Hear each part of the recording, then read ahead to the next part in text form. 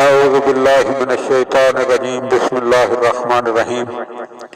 حضرت امیر المومنین علی بن ابی طالب علیہ السلام نے اپنے صحابی جناب کمیل ابن زیاد نخعی کو ایک دعا تعلیم فرمائی جسے دعائے کمیل کے نام سے یاد کیا جاتا ہے۔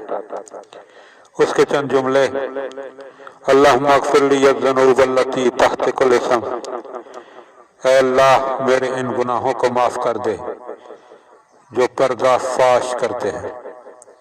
اللہم اغفر لی الذنوب التی تنزل النقم، میرے اللہ میرے وہ گناہ معاف کر دے جن سے عذاب نازل ہوتا ہے۔ اللہم اغفر لی الذنوب التی تغیر النعم، اے اللہ میرے وہ گناہ بخش دے جن سے نعمتیں زائل ہوتی ہیں۔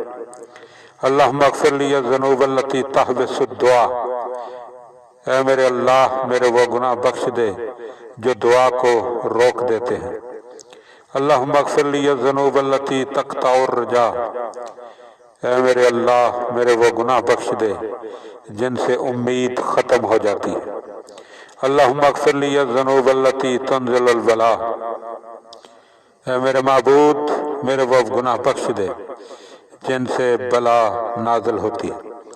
اللہم اغفر لکل ذنب اذنبتہ، اے میرے اللہ میرے وہ سب گناہ معاف فرما جو میں نے جان بوجھ کر کیے ہیں۔